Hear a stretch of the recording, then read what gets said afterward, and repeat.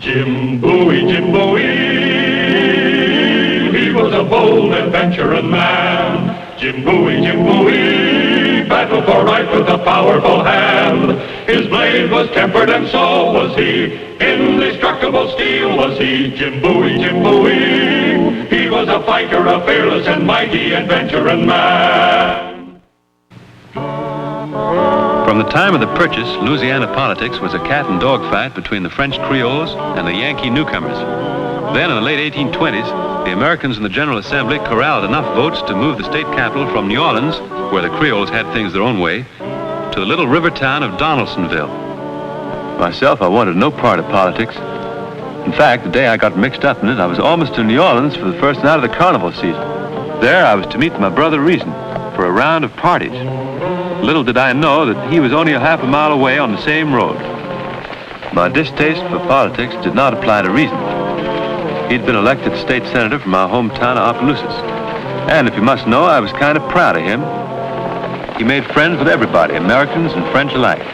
In fact, the distinguished Creole governor, Pierre d'Herbigny, counted Rezin one of the most influential legislators in the entire state. That day they were together headed for Donaldsonville, and followed up by a strange and dangerous group of 4 horsemen.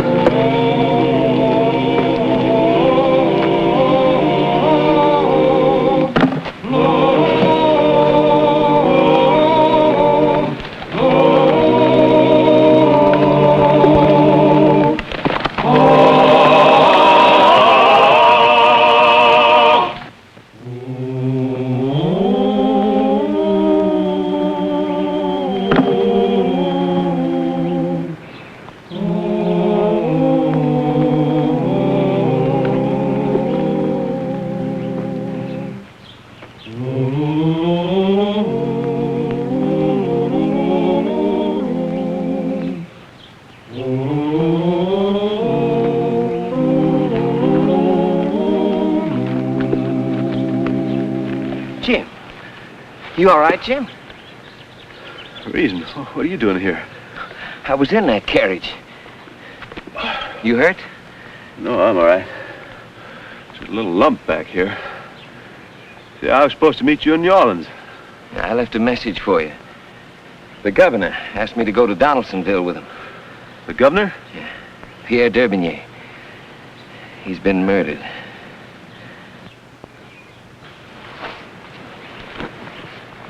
But those men were French. Do you see their costumes? Only the Creoles celebrate Carnival. Why would they kill one of their own?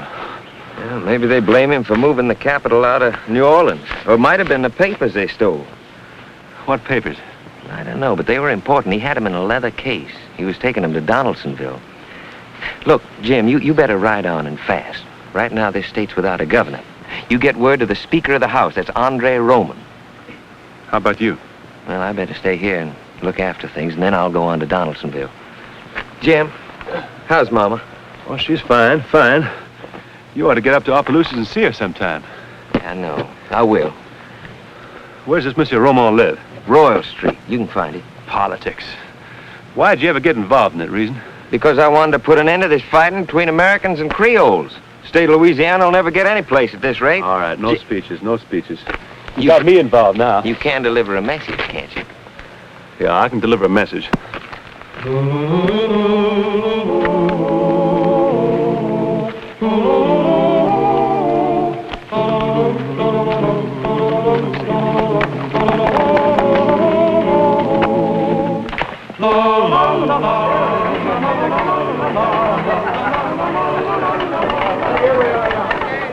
As I rode up to the Romo house, I saw they were having a party. Later, they'd all be going to the big masked ball celebrating the first night of Carnival.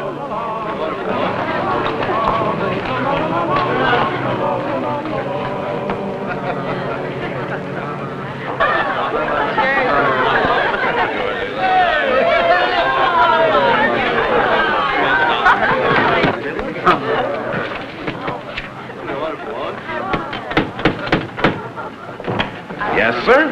Howdy. Is this the Romo residence? Yes, but I'm afraid, sir, Will you that... tell Mr. Romo that I'm here on important business, please? What name shall I say, sir? Jim Bowie. Oh, wait here, Monsieur Bowie. Oh, mais c'est bon, c'est charmant, c'est magnifique. Huh? Oh, well, hello, mademoiselle. How quaint, how clever to come as a backwards American. Huh? But your mask, monsieur, why aren't you wearing it? My mask? Never Well, mind, I have another just here. a minute, mademoiselle. But I am sorry it is not made of buckskin, too. Thank you. And to think the uncouth Americans actually dress in these skins. How can you stand it, monsieur, even for an evening? And the dirt! Was it necessary to be quite so, what's the word, authentic? Yes, mademoiselle, it was necessary because I am an Excuse me.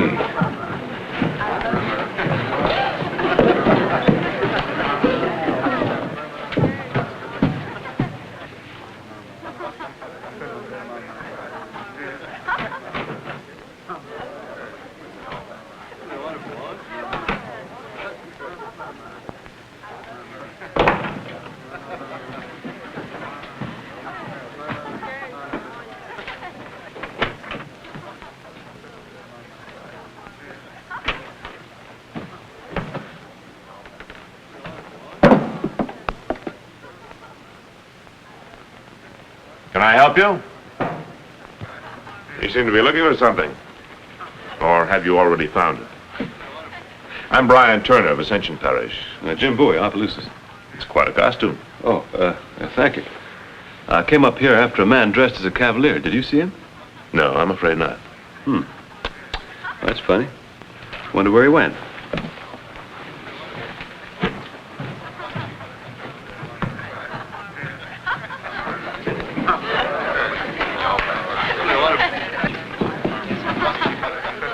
Monsieur, I am sorry. Lucius has just told me. You are Monsieur Bowie. That's right.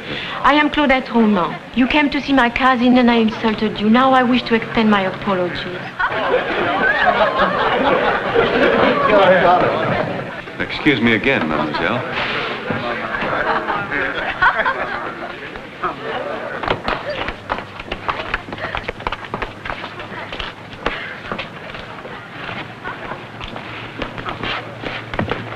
Just a minute. What is it, monsieur? I'd like to ask you a couple of questions. Monsieur, on the first night of Carnival, I will overlook your rudeness. A little too much wine, perhaps. Proceed, coachman. No, you don't.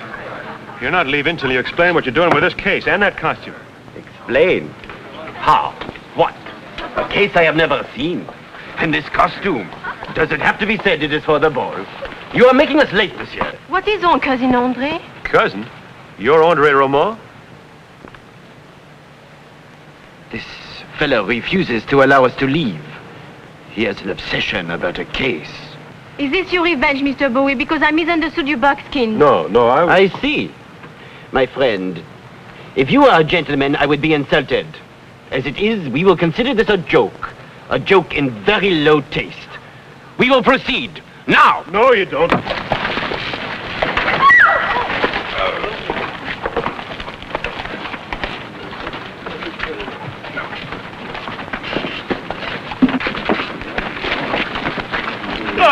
don't interfere. Now, go on, stand back.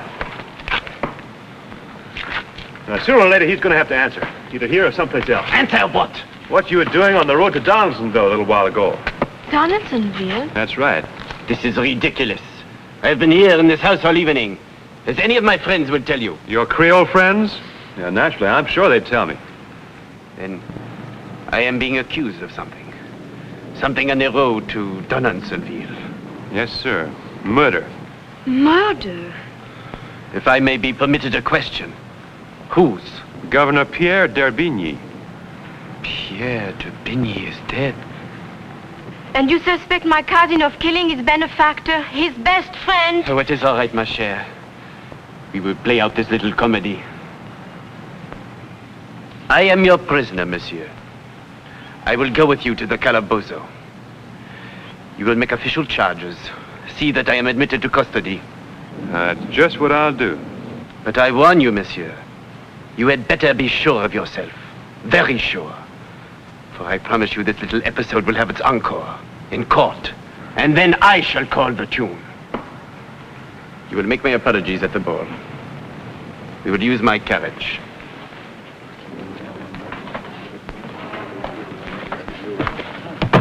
To the calabozo.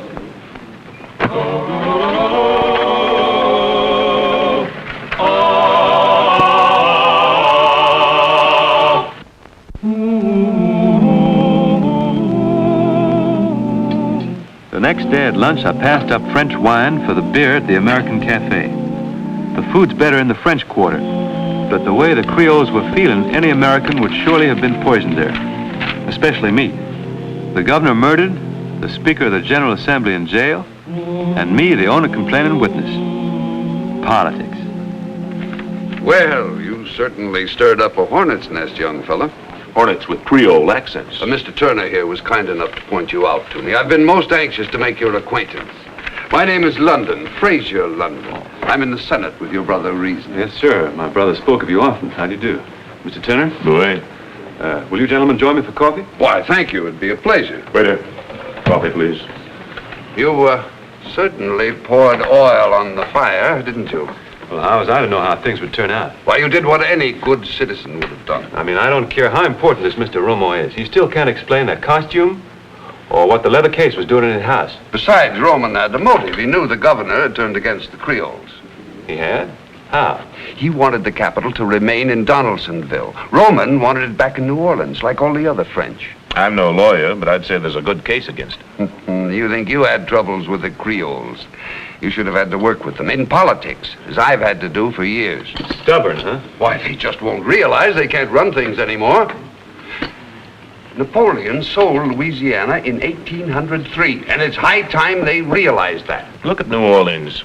The Creoles elect the mayor, the council, they control the finances. Any civic improvements go to the French Quarter. And that's why the capital was moved to Donaldsonville, to break that bottleneck. And that's why it's got to stay there. That also is why we need your help. My help? Oh, no, gentlemen. One politician in the family is enough. I've had all I want right now. Well, you won't be involved in anything. Now listen, Bowie, your brother's a very popular fellow here. He controls a lot of votes. You just tell him that Jim Bowie wants the capital to remain in Donaldsonville. Well, that'll probably make him vote just the opposite. My brother Rezin votes the way he thinks is right. But it is right, Bowie. New Orleans is a French community where Americans are not welcome. Donaldsonville can be an American community where everyone is welcome. It can be a fine, big city. Why, it's on the river. There's plenty of room to expand. No more fighting, pushing. Turner, you know a lot of Creoles. Just what do they think of us? Well, that's very simple. They hate us. Then you think you have a chance to keep the capital there? If we all stick together, yes, sir. You know, gentlemen, I've been thinking. If it is to remain the capital of a big state, that'll mean a lot of people will be going there someday. Soon, in fact. And that'll mean that real estate, land values will go way up. Isn't that right, gentlemen? Yes, I suppose you're right, Bowie. It hadn't occurred to me. Well, maybe we can do something together. Why don't I go up there and nose around a little, see what I can turn up? Well, I'm afraid I feel about that the way you feel about politics. Why, Mr. London, you don't mind making a little money, do you? My only thought, Bowie, is the welfare of the people. Well, If you need any help in the Roman matter, feel free to ask. Good day, sir. Good day, Mr. London. Thank you for the coffee, boy. My pleasure, Turner. My father used to say, never trust a fellow who says he's not interested in money. He's probably 10 times as interested as you are. All of a sudden, I knew that I had to do a little detective work. I took the first steamboat for Donaldsonville. The solution to this puzzle had to be there. Who did own the property in and around Donaldsonville? Who would profit by keeping the capital there? I rode around and asked a lot of questions. The answers I got put me right back on a steamboat for New Orleans to a place I hoped I'd never see again, the home of André Romo.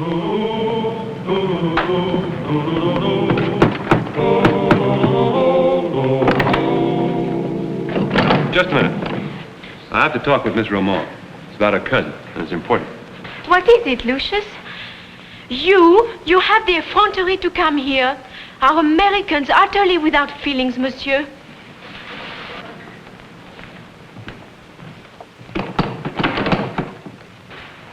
I have to see you, mademoiselle. I have to talk to you. Did you hope to persuade me my cousin is guilty? No, Mr. Bowie, that you will never do. Well, then maybe you can persuade me that he isn't. Do you mean that, monsieur? To be honest, mademoiselle, till a few hours ago I was certain that Monsieur Romo had killed the governor. Since then, I've found out a few things.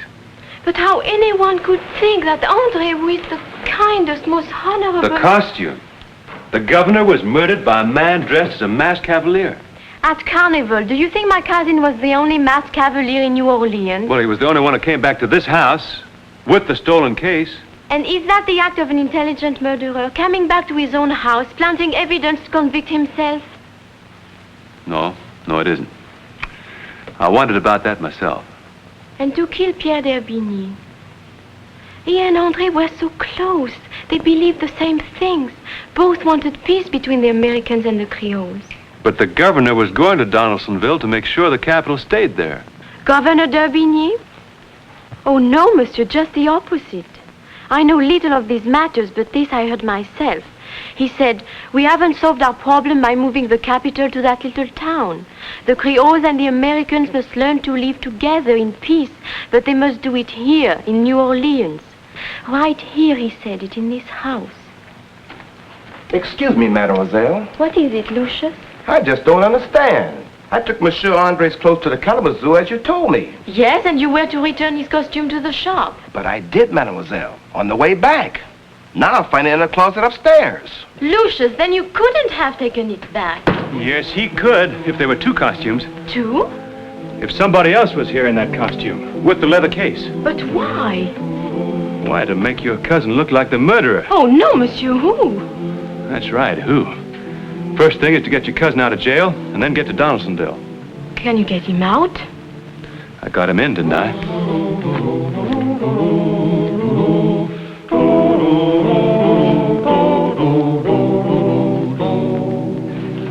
Well, just look around you. Disgraceful. It's the only word for it. The Senate of the great state of Louisiana meeting in a place like this. And why? For spite. Just to spite our Creole friends from New Orleans. Now, I tell you, gentlemen, the only way to solve this situation... Jim.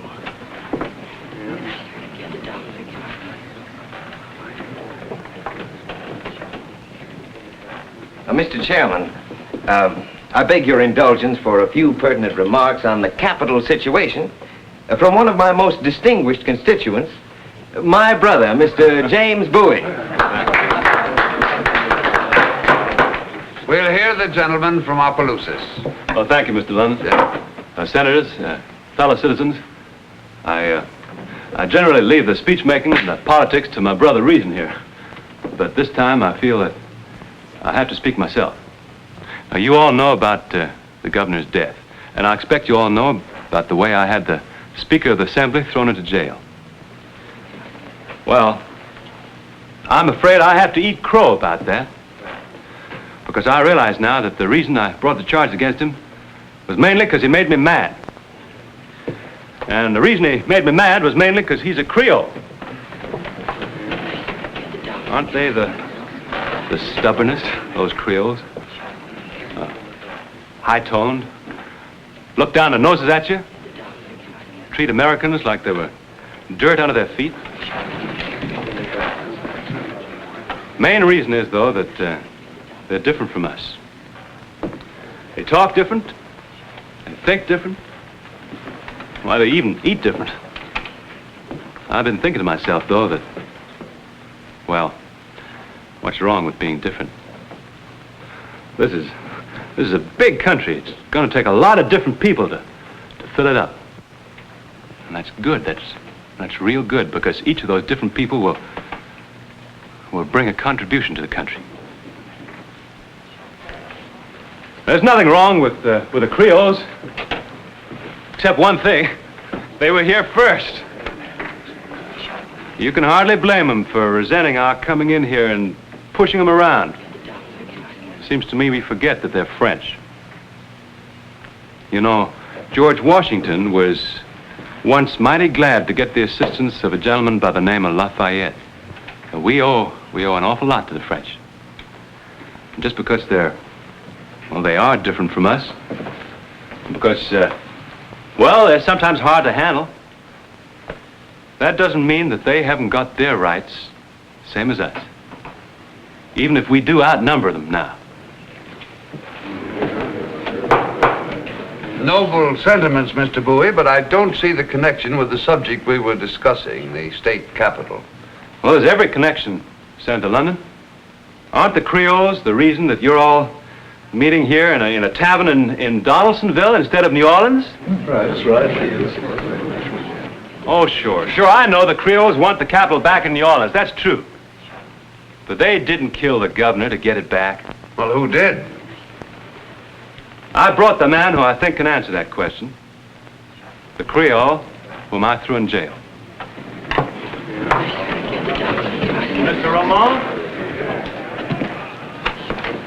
Now tell him, sir, why the governor was murdered. Governor de Vigny and I learned that two men were deliberately stirring up trouble between the Creoles and the Americans, fanning the fire of this feud in order to keep the capital in Donaldsonville. Then that's why he's coming with me. Yes. He wanted to question the two men before making public charges. So they murdered the governor and planted evidence to make it look like Mr. Ramon here had killed him. Yes. They did that, and the motive was very simple. Between the two of them, they either owned or had options on most of the land in and around Donaldsonville. The proof was in the governor's case. Two gentlemen who weren't a bit interested in money. Jim, there they go.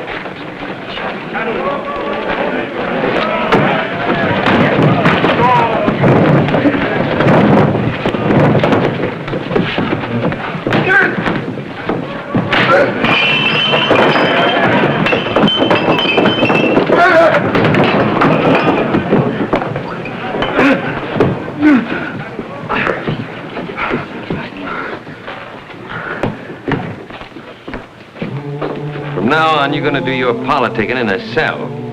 There is always another day. Besides, I'm not without a certain influence in the prison board. You know, Donaldsonville isn't much of a town, is it? You know what might make a nice state capital someday? Baton Rouge.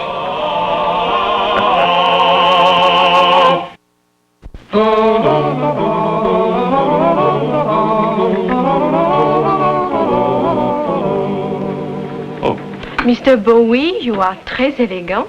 And your brother. To look at them, one would never think they're Americans.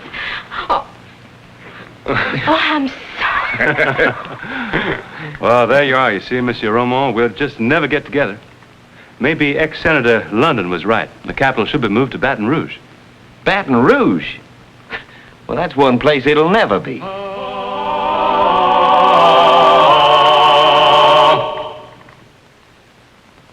And here's the star of our show, Scott Forbes.